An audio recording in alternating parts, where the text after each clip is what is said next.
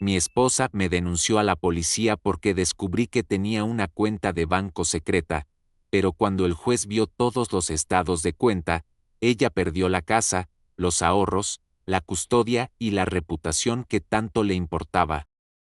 Cuando el oficial de policía me puso las esposas en la puerta de mi propia casa, mientras mi esposa me miraba desde la ventana con una sonrisa, yo no sentí miedo, sentí algo mucho más extraño, alivio, porque sabía que esa sonrisa iba a durar exactamente lo que tardara el juez en revisar los documentos que yo había estado guardando durante casi un año. Esa sonrisa duró 3 semanas. Lo que vino después tomó 8 meses. Y cuando terminó, yo estaba libre, ella no, pero para entender cómo llegamos a ese punto, necesito contarles todo, y cuando digo todo, lo digo en serio, porque esta historia no empieza el día que me arrestaron, ni el día que abrí la cuenta secreta, ni siquiera el día que encontré los estados de cuenta que ella escondía. Esta historia empieza 12 años antes, el día que nos conocimos. Conocí a Valentina en una conferencia de logística empresarial en Guadalajara. Yo tenía 28 años y acababa de ser promovido a gerente regional en la empresa donde trabajaba. Ella tenía 26, era asesora financiera independiente, y presentó una ponencia sobre optimización de flujos de efectivo en medianas empresas que me pareció brillante. La busqué después de su presentación. Le dije que había sido la mejor ponencia del día. Ella me miró con esa seguridad que la caracterizaba y me dijo, lo sé, y se rió. Salimos a cenar esa noche. Después estuvimos hablando hasta las 3 de la mañana en el lobby del hotel. No era solo atracción, era que Valentina pensaba diferente a cualquier persona que yo había conocido. Era analítica, directa, con una claridad para hablar de dinero que yo nunca había visto en alguien su edad. 6 meses de noviazgo a distancia, ella en Monterrey, yo en Ciudad de México. Un año después nos mudamos juntos a Monterrey, y 2 años después de conocernos, nos casamos. La boda fue perfecta, el matrimonio, los primeros años, también lo fue, pero había una dinámica que yo dejé que se estableciera desde el principio sin darme cuenta de lo que significaba a largo plazo. Desde que nos mudamos juntos, Valentina propuso que ella manejara las finanzas del hogar. Su argumento era completamente razonable. Era asesora financiera, sabía de presupuestos, podía optimizar nuestros gastos mejor que cualquiera, y tenía razón. Bajo su gestión, ahorramos más en el primer año de vivir juntos que en toda mi vida previa. El sistema era simple. Yo depositaba mi sueldo completo en la cuenta conjunta. Ella pagaba todas las facturas, los créditos, la renta, los seguros, y me asignaba una cantidad mensual para mis gastos personales, gasolina, comidas fuera, entretenimiento, lo que necesitara para el día a día. Al principio, esa cantidad era generosa, nunca me faltaba nada, y yo, que nunca había sido bueno organizando mis propias finanzas, agradecí no tener que pensar en eso. Pero hay algo que pasa cuando alguien más controla todo tu dinero durante años. Algo que no notas gradualmente porque cada cambio es pequeño, casi imperceptible. El segundo año, la mesada bajó un poco. Valentina explicó que estábamos ahorrando para un enganche de casa, razonable. El tercer año, bajó otro poco más. Estábamos pagando el carro nuevo de ella, también razonable. El cuarto año, cuando le pregunté por qué mi asignación mensual seguía igual que el año anterior, a pesar de que yo había recibido un aumento de sueldo, Valentina me explicó que el extra estaba capitalizándose en inversiones a largo plazo. ¿Les pedí ver esas inversiones? Sí, una vez, Valentina me dijo que los documentos estaban con su contador y que me los mandaba la siguiente semana. No llegaron, y cuando insistí, la conversación derivó en una discusión sobre confianza en el matrimonio que terminó con yo disculpándome. Eso se convirtió en patrón. Yo preguntaba, había una justificación. Si seguía preguntando, había una pelea, y terminaba yo disculpándome. Durante años, con el tiempo, empecé a notar cosas pequeñas que en ese momento racionalicé pero que ahora, mirando atrás, eran señales enormes. Señal número 1. Valentina nunca me incluía en las conversaciones con el banco. Cuando había que renovar algo, Cuando había que abrir o cerrar un producto, ella lo hacía sola. Cuando yo preguntaba, siempre había una explicación. Fui de paso, era urgente, ya te cuento. Señal número 2. Nuestros estados de cuenta llegaban únicamente a su correo electrónico. Cuando le pedí que me agregara a las notificaciones, me dijo que el banco no permitía dos correos en la misma cuenta. Mentira, por supuesto, pero yo no lo verifiqué. Señal número 3. Cuando tuvimos a nuestro primer hijo, Valentina insistió en que abriera una cuenta de ahorro universitario a nombre del niño, administrada por ella. Yo firmé los documentos sin leerlos a detalle. Padre primerizo, cansado, confiado. Señal número 4. Un día revisando el cajón del escritorio de la casa buscando unas pilas, encontré un sobre de una institución bancaria diferente a la que teníamos juntos. Lo tomé sin pensar. Era un estado de cuenta de una tarjeta de crédito a nombre de Valentina, con un límite de 80,000 pesos y un saldo de casi 67,000. Una tarjeta que yo no sabía que existía. La confronté esa noche, con calma, sin acusaciones. Solo le mostré el estado de cuenta y le pregunté qué era. Valentina lloró. Me dijo que había abierto esa tarjeta por si acaso, que tenía miedo de que si algo me pasara a mí, ella y los niños se quedaran sin nada, que era su red de seguridad personal, que no me lo había dicho porque sabía que yo no lo entendería. ¿Saben qué hice? La abracé, le dije que entendía, y le pedí que de ahora en adelante no tuviéramos secretos financieros. Ella prometió que sí. Esa fue la promesa más costosa que me hicieron en la vida. 3 meses después de encontrar el estado de cuenta de la tarjeta,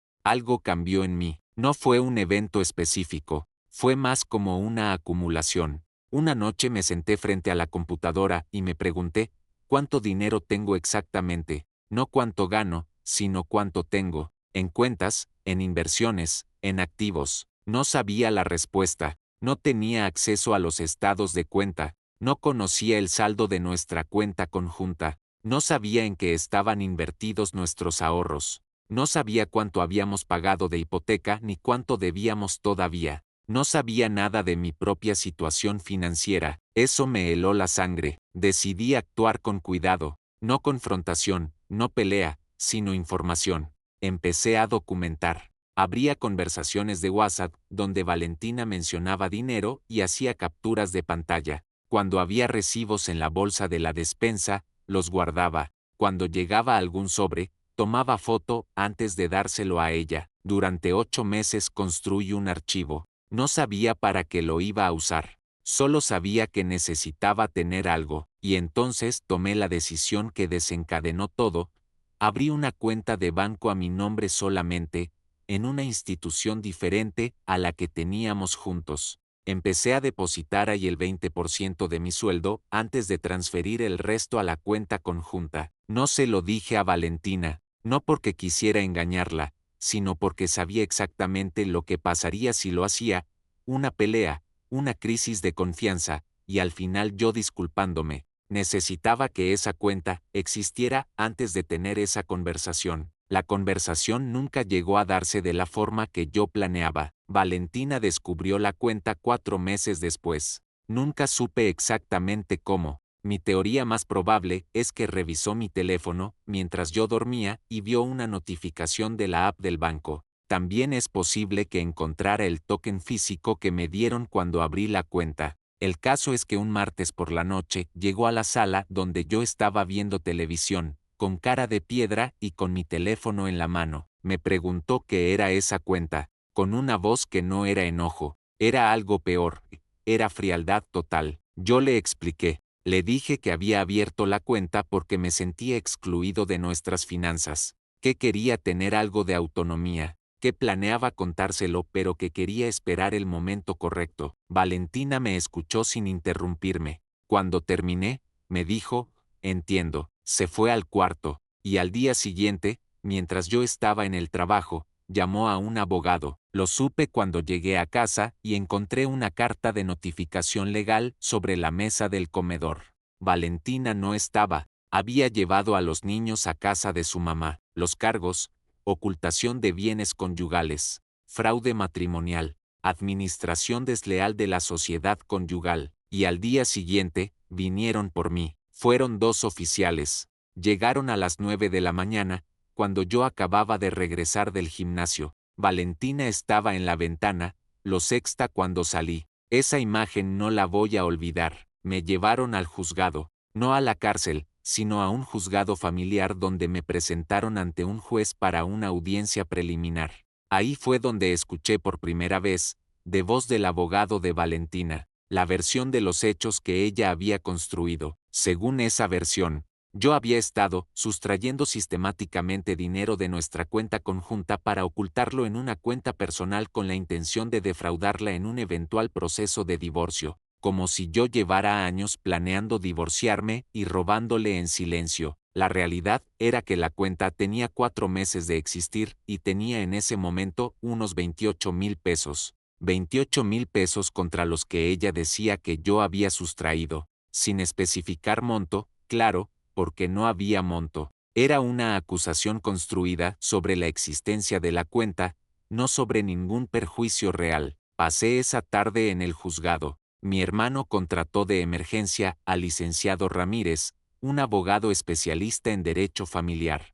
Llegó a las 5 de la tarde, revisó los cargos, y me dijo algo que fue el primer rayo de luz en ese día oscuro. Daniel, me dijo, los cargos son reales pero están mal fundamentados, y la persona que los presentó acaba de invitar al tribunal a revisar todas las finanzas de su matrimonio, todas, incluyendo las suyas. Salí libre esa noche con una fianza que pagó mi hermano. Llegué a un departamento de hotel porque no podía regresar a la casa familiar durante el proceso, y ahí, sentado en esa cama de hotel, empecé a entender que lo que venía iba a ser mucho más grande de lo que cualquiera de los dos había calculado. El licenciado Ramírez fue muy claro desde el primer día. Para defender mi caso, necesitábamos demostrar 2 cosas. Primero, que mi cuenta no era un acto de fraude, sino una respuesta legítima a una situación de exclusión financiera. Segundo, y esto era lo que podía cambiar todo,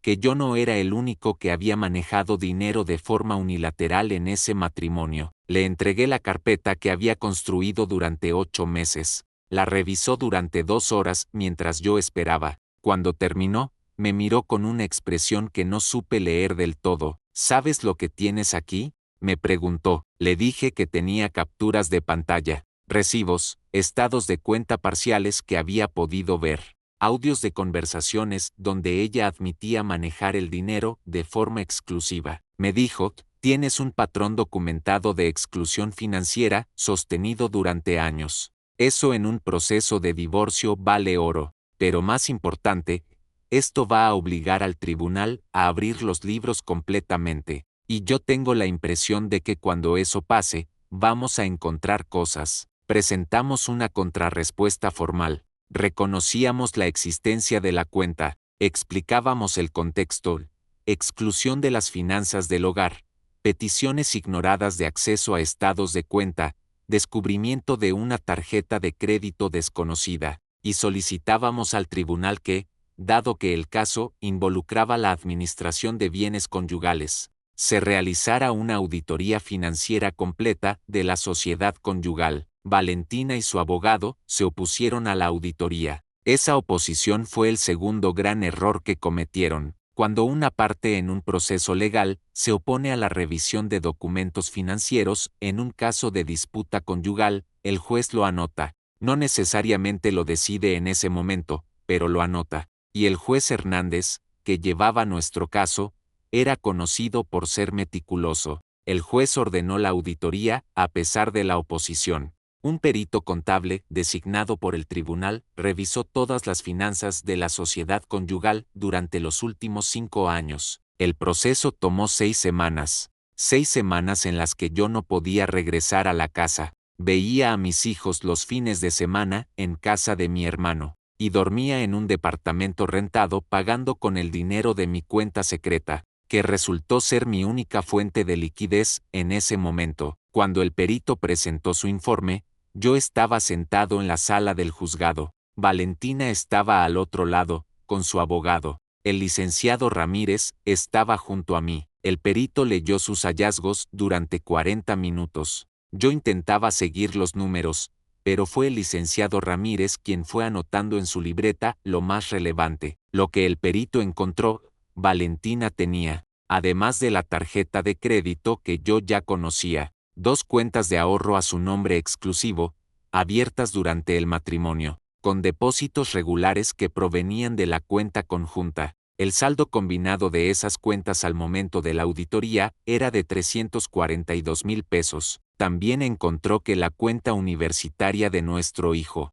la que yo firmé sin leer bien los documentos, tenía una cláusula que permitía retiros sin mi firma si se presentaba necesidad educativa urgente. Se habían hecho 3 retiros en los últimos 2 años por un total de 85,000 pesos. No había registros de pagos escolares correspondientes a esos montos, y encontró algo más. Valentina había estado facturando servicios de asesoría financiera desde nuestra cuenta conjunta, usando nuestra dirección y datos fiscales comunes. Pero los ingresos de esa asesoría iban a una cuenta personal suya que el perito localizó a través de los registros del SAT. En total, el dinero que Valentina había movido de forma unilateral fuera de la sociedad conyugal durante el matrimonio sumaba aproximadamente 580,000 pesos. Yo había abierto una cuenta con 28,000 pesos. Ella llevaba años moviendo más de medio millón. La audiencia final del proceso duró 2 días completos. El primer día, el abogado de Valentina intentó desacreditar el informe del perito. Señaló que algunas de las cuentas eran anteriores al matrimonio. El perito respondió que no, que los registros de apertura estaban fechados claramente durante la unión conyugal. El abogado argumentó que el dinero en las cuentas personales era ahorro de emergencia legítimo. El juez preguntó por qué ese ahorro no estaba declarado en los bienes conyugales. No hubo respuesta satisfactoria. El segundo día fue mi turno. El licenciado Ramírez presentó la carpeta de 8 meses. Las capturas de pantalla donde Valentina decía que manejaba ella el dinero porque yo no podía, los audios donde explicaba gastos que no cuadraban con ningún recibo, el patrón de años de exclusión documentado, mensaje por mensaje. Entonces el juez hizo algo que yo no esperaba. Le pidió a Valentina que se sentara frente a él y le hizo preguntas directas. ¿Cuándo había abierto las cuentas? ¿Con qué dinero? ¿Por qué no estaban declaradas en los bienes conyugales? ¿Por qué se opuso a la auditoría? Valentina intentó responder. Su abogado intentó intervenir varias veces. El juez le pidió al abogado que se sentara. El silencio que siguió a la última pregunta del juez duró quizás 15 segundos, pero se sintió como una hora. El juez dictó su resolución al final del segundo día. Los cargos contra mí, desestimados en su totalidad. La evidencia del contexto de exclusión financiera justificaba la apertura de la cuenta personal, y no había evidencia de intención fraudulenta. La investigación contra Valentina, abierta formalmente por administración desleal de la sociedad conyugal, la división de bienes. El dinero encontrado en las cuentas ocultas de Valentina sería considerado parte del patrimonio conyugal que ella ya había retirado unilateralmente, lo que cambiaría el cálculo de la división. La custodia, compartida, pero el juez ordenó supervisión del régimen de visitas durante 6 meses dado el contexto del proceso. La división de bienes tomó otros 3 meses de negociaciones. Al final, dado que el dinero que Valentina había retirado unilateralmente se contabilizó como su parte ya recibida, yo recibí el 65% de los bienes restantes. La casa fue tasada y puesta en venta, y de mi parte compré un departamento más pequeño donde vivo hoy con mis hijos en las semanas que me corresponden. Valentina recibió mucho menos de lo que esperaba,